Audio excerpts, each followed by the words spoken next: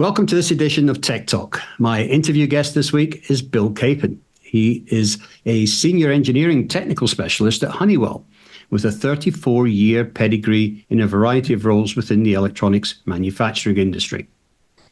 Bill has contributed significantly to trade associations and standards within the community. He's chairman of the IPC 531J committee and sits on the board of SMTA, where he is now seeking to run for president of the association.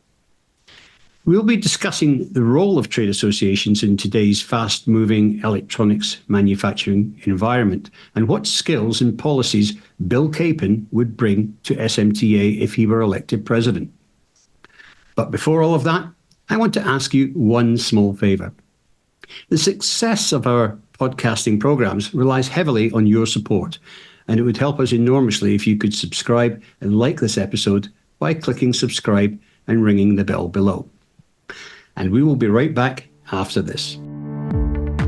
Welcome to Tech Talk with Trevor Galbraith, a video podcast that features industry leaders and experts from the electronics manufacturing community. Recorded at major events around the world and from the studios of Global SMT TV. Now here is your host, Trevor Galbraith. So welcome to the program, Bill. It's nice to meet you. Pleasure to meet you and meet you also. I'm in the middle of America, and I know you're somewhere globally right now. So this is a beautiful way to meet. Yeah, I'm in southern England, actually, in the UK, and it's a pretty decent day today. So that's nice. So for those of you, or those of us who don't know you, who is Bill Capen? Where were you raised, and what sparked your interest in the electronics industry? I was raised in Oshkosh, Wisconsin, which is actually, if anybody's ever an airplane person, that is the home of the world's largest private air show. And I actually started going to technical college. Well, I actually went to high school and I was doing electronics in high school, working on old TVs and vacuum tubes and everything like that. And that actually kind of started my path of electronic knowledge because I actually had to build some early robots in high school. And that literally kind of sparked this is really amazing what this technology can do. I can make a robot do some weird, wacky things that I couldn't have thought doing. From there, I went on to a technical college and actually have an electronic technology degree. And then from there, I actually went and got a degree in industrial management so I could actually understand the industrial side and the financial side of the industry. Mm-hmm. From there, I have worked at large contract manufacturers. I've worked at OEMs. I've built everything from defibrillators to pacemakers to cell phones to GPS units and all kinds of defense technology. So I have played in all kinds of electronic areas, and I love every single bit of it because this industry is an industry that is not just putting parts on a board and then making it do something. It's also creating an entire package that allows you to interface with the world that you never even thought possible. So that's really why I have so much passion about the industry now. It's gone from literally the vacuum tube mentality to, oh my goodness, we are putting parts down that you need special equipment to even see and use and implement. And again, some of this equipment's in human bodies and keeping people alive. That's amazing to me. Absolutely. So that's why I love all this industry. Yeah. Yeah. So, I mean, certainly, starting off with vacuum tubes, that certainly dates you, but you've got a huge experience, obviously, across all different parts of the industry. Now, so we're here to talk today principally about your aspirations to run for president of SMTA. Yes. What inspired you to run for president? Oh, that's an amazing question. So the SMTA organization as a whole has been an absolute blessing professionally for me. And I say that because it has allowed me to meet people who I would have never thought I had the opportunity to meet. I've read 1,000 papers, and you start meeting all these people that write these papers, and you start to meet, I call it my heroes, and you start developing relationship with these people, and all of a sudden these heroes are now your best friends. And you can call any of these folks, and you're literally like, oh, hey, I need some help with this. I'm on it. What do you need? Right. And it's like, that's impressive to me. And this industry has allowed my wife and I to have a very, very good lifestyle. And it's given me friends I never would have thought of. And it's also empowered me with knowledge that just blows me away every day I'm in the industry, because I'm talking to all kinds of people and they're like, oh, we're doing this with this and this. I'm like, oh my goodness, how are you doing that? And how do I learn how to do that? So this organization has been one of those amazing organizations that allow people to have the networking ability, create friendships. But it's also where people get a little weird when I say this. So IPC defines the rules. SMTA figures out how to play with the rules. And so, you get a bunch of very smart engineering folks together and they're trying to figure out a problem that IPCA, generated by having a new rule in place. That is what SMTA is. We literally get together and we're trying to figure out how do we solve the problem that we don't know that is a problem yet, but we got to figure it out. Right. So that's one of the reasons I love this organization. And that's why I want to run for the board president, because I've been on the chapter level as you name it, president, vice president, treasurer, everything. I went to the board level and I've got to see the real meat and potatoes of this whole organization, which is literally sharing technical knowledge on levels that people couldn't even begin to thought of.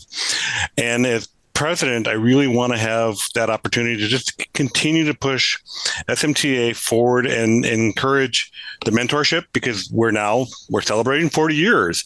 Yep. And people forget that to learn what we need to learn, it's not just Googling anything. I mean, granted, Google is a fantastic tool. It works great. But, the perfect example is solder balls and how many there's 17 things that in fact could cause a solder ball issue. Well, Google might tell you one. Okay. What about the other 16?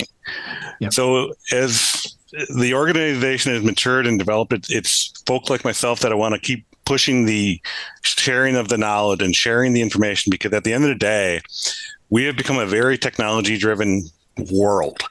And we have to have really smart people to figure out all of the new problems coming forward for whatever new technology is coming, because, iPhone is on number 18 or 19, and same thing with Samsung. They're already on 23 or 24. That means there's a whole lot of engineering folks involved with all of that kind of stuff. And so it's all about how do we take that forward. And I think, as a trade organization, our responsibility is to our members. And our members are literally what makes this organization strong. And they are the heart and soul of every single thing we are supposed to do. And so if we can encourage and nurture and guide them down the path so that they will continue to take that torch of the electronic world that we live in, then all is good, because that's what we're really supposed to do, is keep pushing the next generation forward and giving them that opportunity to lead. Absolutely. Yeah. It's one big family. It feels like a big family in a way, it is. And it's so funny you say that, because I've heard people say, well, I'll bring a lot of engineers with me, and especially the younger engineers, and they'll come with me and they're like, I didn't realize this was such a family thing. I said, this is not only a family, but this is a family and a community that truly is trying to do, good. And it sometimes may go slow. It's like, oh, we're not moving as fast as we would like to. But again, not all family things move fast, right? Dynamics don't move fast sometimes. But our community, our family is something that people forget really gives you that opportunity. I mean, I'll be very honest, in my professional career, I've been able to call a few folks and they've been able to help me find new jobs because, maybe I got laid off or whatever. And so I needed some guidance, and wow, all of a sudden, 12 people are helping you. And it's like, oh, hey, we can do this. Yep. That's what our organization does. We allow ourselves that opportunity to be a community that people forget. I mean, it's such a small community, but it's a large community at heart, and that's what matters. And if we can continue to do that, encourage that, and give it the strength that it needs and the respect it needs, and that's what I think people forget, is that if you respect it and respect the people in it, you will have that respect tenfold come back to you.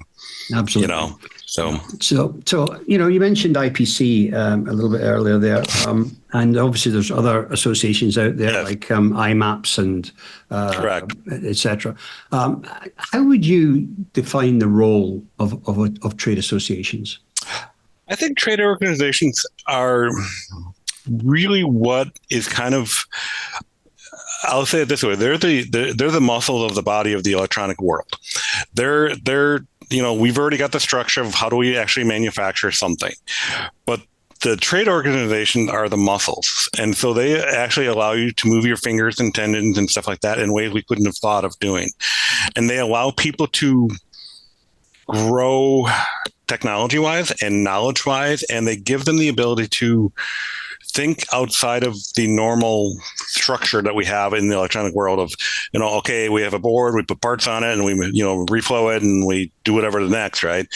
But trade organizations will also then come forward and say, okay, did you guys think about this, or did you think about that, and start posing those other questions that we forget. So that's why I say it's kind of the muscles of the body. We are literally allowing ourselves to now flex and become, and even as the robot analogy before is, now can we pick up that coffee cup and have a nice cup of coffee? And that's what the trade organizations do. They give you that ability to move and be flexible and bend in ways you would have never thought possible.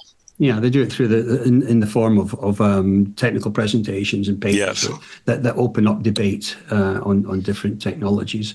But it's important that they keep reinventing themselves too, because as you alluded to earlier, this industry is growing all the time. It's changing by application. Correct. And technology as well. We're moving down into much smaller geometries. We're into the heterogeneous age, etc. It's how do you achieve that? I mean, in your potential role as president of SMTA, how would you guide the association to evolve and develop? I think part of the guidance is to show and encourage the value of what we need to do, which is now start to think outside the box when it comes to sharing technology and information. We've come a long way. We have some amazing virtual classes, and they're great. But we also now need to start taking the avenue of, hey, let's have some individuals that maybe have an hour every quarter or whatever, and start focusing on how do we allow, young engineers to ask that more experienced person, hey, I'm having this problem. How do I fix that problem, right? And when you start doing that, you start giving yourself the ability to not be pigeonholed anymore. Because one of the things that we've kind of become complacent on, I don't want to say anything other than that, is that, we have technical papers, we have some presentations, and this is what we are. Well, that's nice, but that doesn't get you the fire in the newer generation's, heart and soul. So let's give them the opportunity to communicate with professionals. Let's also give them the opportunity to see other avenues that they would have never thought possible. So again, maybe have some sort of new training and path for let's talk about all of these new small packages that we've never even thought possible, and how are they going to affect manufacturing? Because we as an industry love to come up with new things, but we never talk about, well, what kind of problems do you have? So we also have to be willing to talk about all the problems that are in our industry of, different metal loads, or did we have this or that or whatever. So I think we have to be open and actually explore everything. And it's not just about putting parts on a board anymore. It's about packaging and putting, all things together to make this assembly. So I think we have to look at what our template is, and we're really good at technical papers. We're really good at technical presentation. We also have to look at how do we make that bigger? Now, do we bring in other topics? Do we bring in other, groups that we would have never thought possible? Because those are what's going to keep us driving forward. Those groups are now going to be the ones that are going to be asking us for help.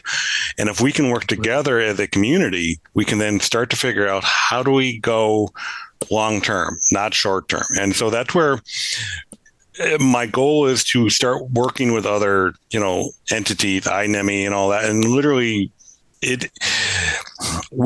being an island of one is great if you only want to be there for a day.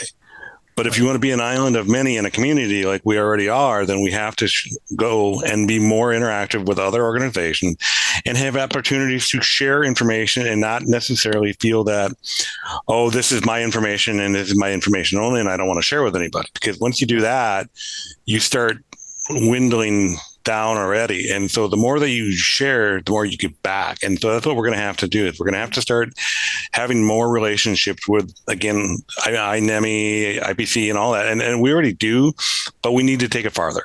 And we have to take it farther that I don't think anybody's even thought about, because we've always been afraid of that next step. Well, you know what? If we fail, we can fix it. We can fix anything. Yeah, I agree. That's where we got to go. Yeah. I mean, I recall way back in the days of IMAPS and, in fact, ISHM back in the days, getting very upset when SMTA was first formed, because they thought that SMTA had stolen their clothes.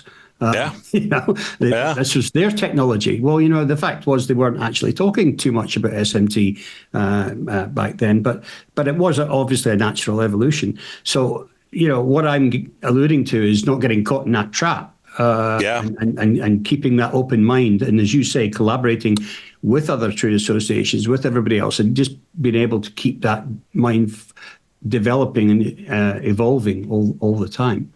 We have to, because we do great by ourselves, but we can be greater as a larger entity. And what also then starts to inspire people is that if you are starting to talk with these other groups, then you can start to maybe start taking some of their avenues forward on some of their stuff, but also some of the technology that they're bringing forward. And maybe that technology will allow us to push our own technology forward. And then we can start to say, oh, dang, we really are starting to. I always tell everybody at work, and everybody laughs at me, I said, I don't want to hear about thinking about inside the box. I want you to take that box, kick it to the curb, and make sure I never, ever see that box again. Because that box is what's causing us to stop. Guess what? I don't want the box anymore. So let's work with these groups and figure out what's really amazing about it. I mean, I literally had a discussion with a company on Tuesday on some of their additive manufacturing technology that they are currently doing. And we were talking about some stuff, and they actually got nervous. And they got nervous because I said, I literally just told them, I said, I want you to throw the box away, and I don't ever want to see the stupid box again. And they're like, well, I'm like, no, I'm telling you, if we can figure this out, we will push things beyond our level that we've never even thought about. I said, so throw the box away. It's time to realize that there are no rules anymore. The rules are, let's figure out how to make it better. That's the rule. Okay, yeah. So one of the other big challenges we've got going forward, Bill, is that the grey-haired tsunami of older, highly experienced engineers are now retiring. Yes. And they're being replaced by a younger, more vibrant and connected pool of engineers. Correct. What can SMTA do to prevent us losing all that knowledge from these older mentors? I think the biggest thing that we as an organization can do is start to have valid forms of databases that allow us to record the data. I'm not saying we have to write 10,000 papers. What I'm saying is, again, maybe we have like a session like this where somebody talks with you for half an hour about conformal coding or cleaning or whatever. And literally just something like that, because that is what people are going to gravitate toward. So if they can have that time with, watching a 30-minute YouTube video or whatever, that is going to be so much of a power source that I don't think people realize. That is like, if you are given the Ferrari and we give you the keys, but we forgot to give you the gas. Well, you know what? If we give you the videos and all that gives you the gas to play with the Ferrari.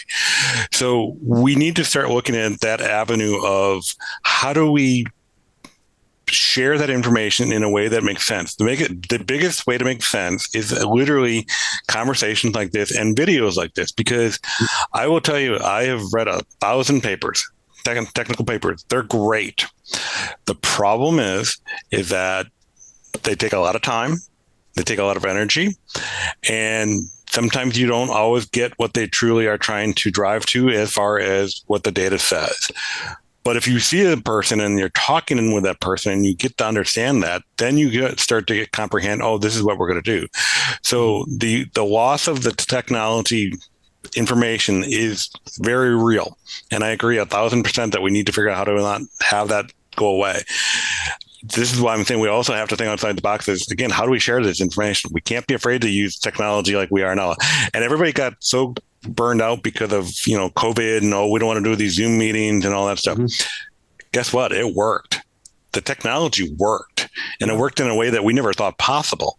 So let's go back to some of that mindset, have these people literally share this information, and it's there forever. And yes, it's going to continue to evolve, but I would rather have the opportunity to watch 4 or 5 technical videos than try to figure out which specific technical program or paper might in fact tell me the one thing I need to know from these 4 videos.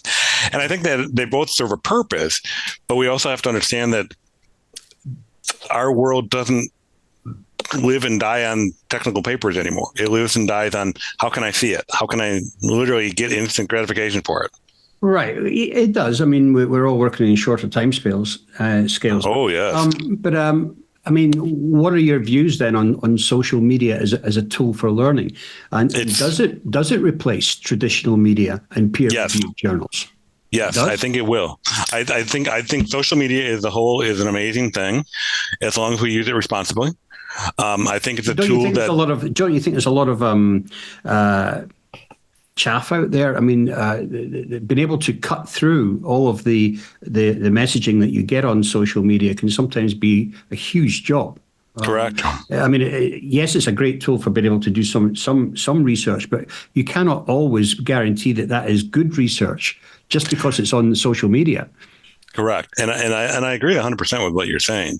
It's, if you can take a technical paper and then create it into a social media thing, you've already accomplished both things, right? Sure. So maybe that's how we approach the avenue, is that if you in fact have written a technical paper, maybe we figure out how do you present that in a short form version. In a short form version. And I think that would be fantastic. And I think that's where you can actually start to get more of a personality, because I mean, you and I have attended enough presentations to know that sometimes these people get up there and they're very stiff and they're very, okay, this is what I saw. And it's like, well, but if you're in your own natural environment and literally you're just talking one-on-one with somebody, boy, it's a whole lot easier to do that than it is in front of a room of, 100 people. And I think we need to do that. And that's another avenue I think that would be amazing, is if we took technical papers and then gave the video option of that, you get that ability out there. And yes, there is a lot of noise on social media. But if we can take the technical paper and then make it into that presentation, then you already eliminate the noise, because you have that presentation on, say, nickel migration from a, in a big finish or whatever it is, right? And all of a sudden people can know, oh my gosh, that's the exact thing that I want to know about.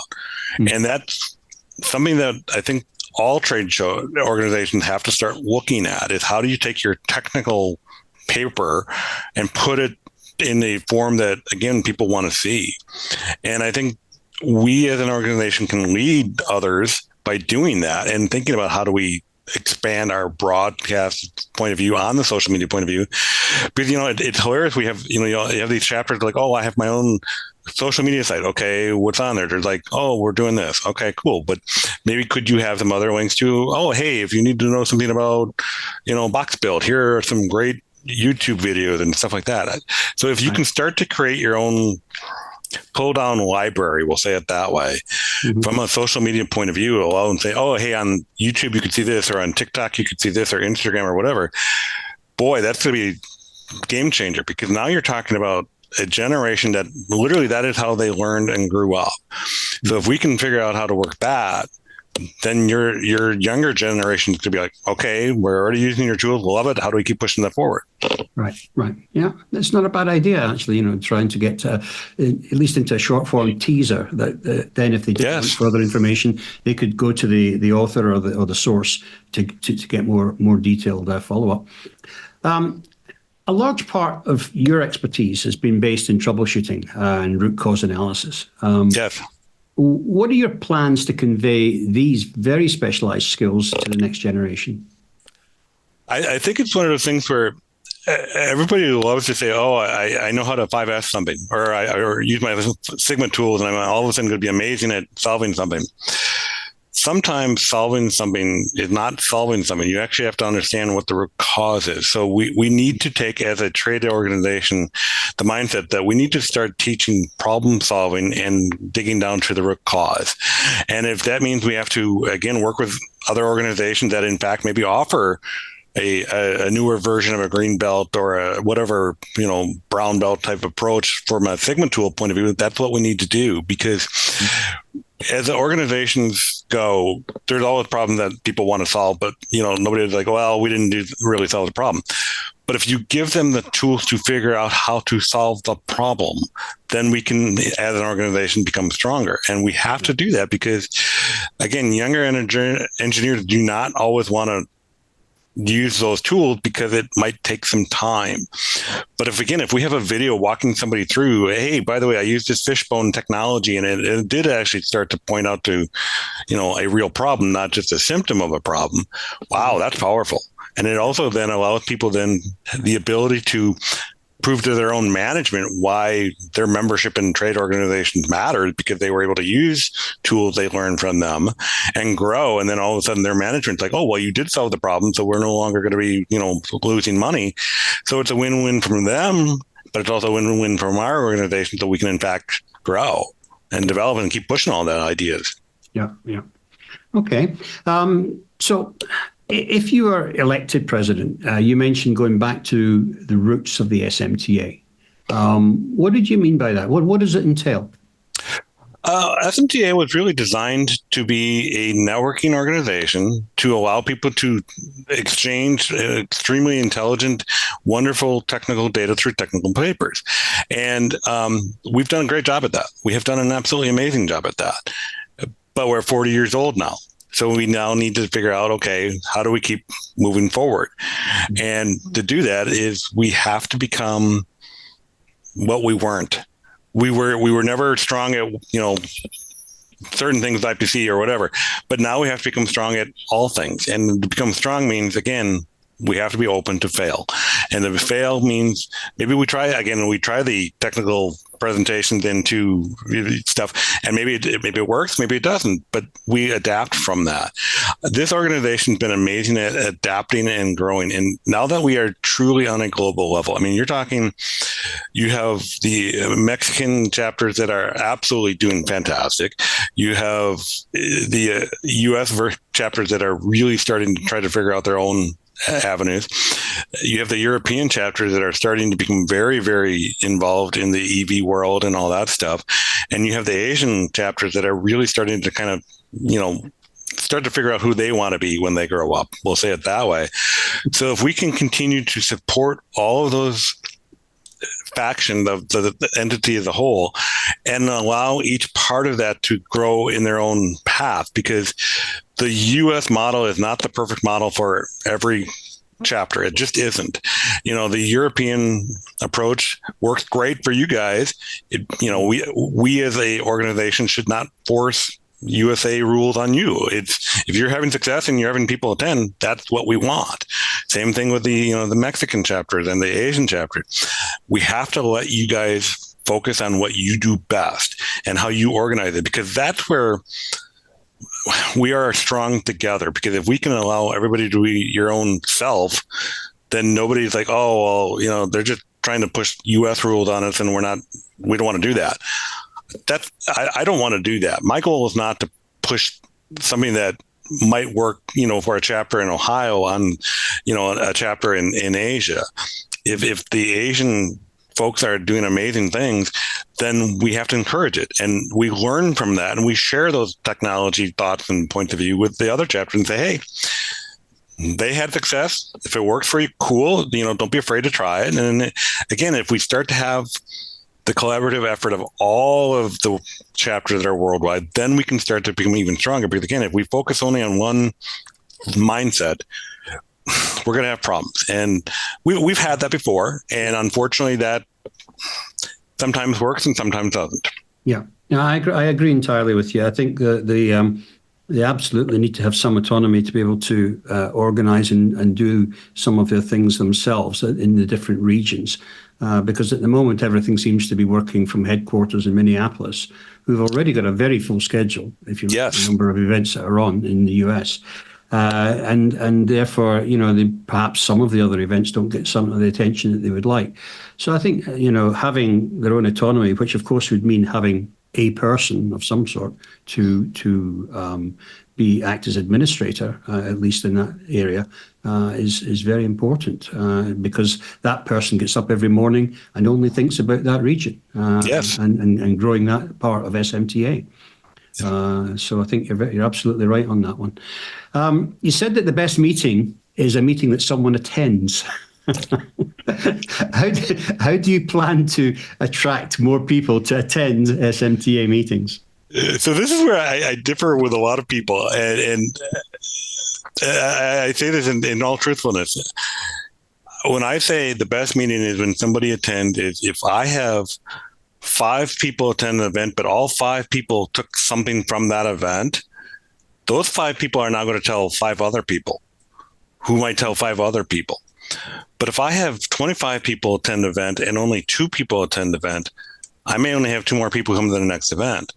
So what we have to do is we have to encourage the outside of the box mentality again when it comes to meeting, because there's always been this kind of, I hate to say it this way, standard cookie cutter approach of, oh, well, we have a technical presentation and maybe we do a little bit of, meet and greet and maybe we have whatever. And that's great. They work really well. Mm-hmm. But we as a team now have to start realizing that we have to start presenting more and more information that people want, which means, again, maybe you have a box build guy come in, or maybe you have a test guy come in. And I know it's not the greatest and prettiest topic, but those are topics that somebody wants to know about and learn. And so as much as I love the, standard, let's put some parts on it and put reflow and all that, there's a whole lot more to this world than that's just that. And so we have to focus on that. And if we bring the topics people want, people will come. Mm-hmm. I've been on the board a lot, and they're like, oh, well, we have to get members. We have to get members. We have to get members. I'm like, okay, what are you driving that's going to make those members come? What are you going to give them that's going to motivate them to come? Yeah. And so this is why we have to now go to a larger approach and work with more other trade organizations. Because again, if you're starting to present information, people will come. I mean, I've been in chapters where we've done a full half day on just types of adhesives, and it was amazing because it was like, oh, I didn't really realize that. Well, there's like 37 different types of adhesives that might be used on a circuit board or whatever. Absolutely. So those are all great things that you can start to share and not be afraid to hear about. When you do that, again, people will come. And so you have to think outside the box. Mm-hmm. Excellent. Yeah. No, I totally agree with you. And I think you've got some great ideas there, Bill. And I sincerely wish you every success in the upcoming election for president, and hope many people within the organization vote for you. So, I mean, I've certainly enjoyed talking with you today. And I've learned a bit myself, actually. Well, that's good. I mean, I hope you realize I am genuine at everything I say, because I really have made a success out of this career that I've made from this industry. And SMTA has really just given me that ability to just do that. And I think it sounds so cliche, but you give back to what gives you your, who you are, right? Yeah. And, had you asked me 34 years ago if I was going to be, doing this, I would have been like, Trevor, you are not right. Okay.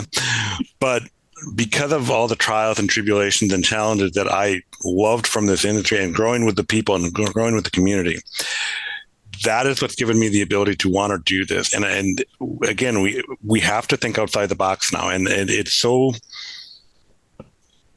we are in an environment now where the younger generation has now surpassed anything we ever thought when it comes to technology and all of that and software and all that.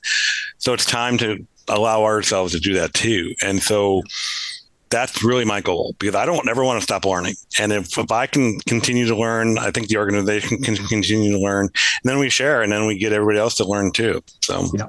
Absolutely. Absolutely.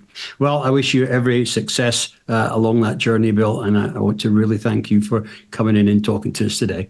Well, thank you, Trevor. And I hope you have an absolutely amazing day. Thank you.